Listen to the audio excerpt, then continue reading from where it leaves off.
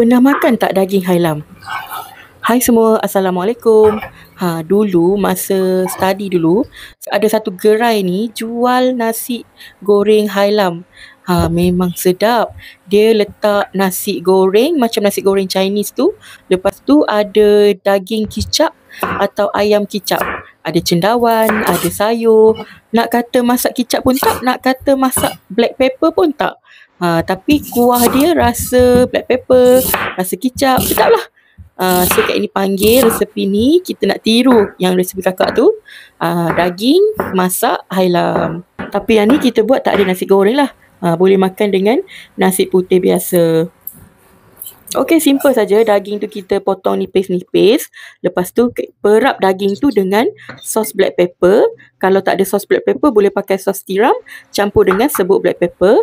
Tu halia, bawang putih, minyak bijan, kicap cair.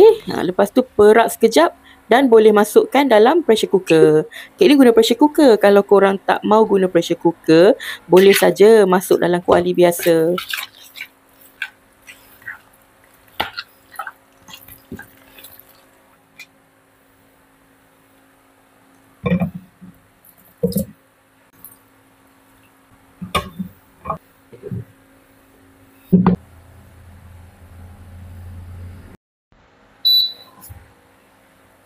Tak payah set lama-lama. Kalau kita set beef 40 minit tu, dalam 20 minit pun dah cukup. Sebab nanti takut daging tu terlalu lembut.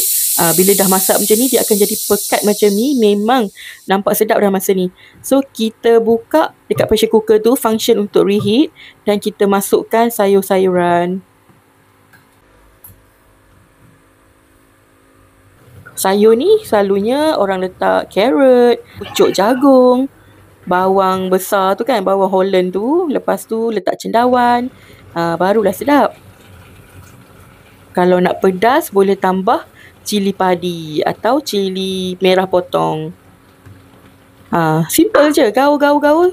Bila sayur tu dah layu, dah boleh tutup api ataupun dah boleh keluarkan dari pressure cooker dan boleh hidangkan. Jadi minyak tadi kita pakai minyak bijan saja masa kita masuk dalam perapan tu. Tak perlu dah letak minyak masa kita nak menggoreng. Rasa dia memang Masya Allah sedap sangat. Rasa manis-manis, masin-masin dengan lemak daging tu kan. Ini kalau nak makan dengan nasi pun sedap. Kalau kita nak makan dengan spaghetti, boleh rasanya ni. Ataupun makan dengan mi kuning atau bihun yang dah dicelup. Okey, selamat mencuba resepi yang sangat mudah ni. Satu lauk ada semua sayur-sayuran, senang nak masak.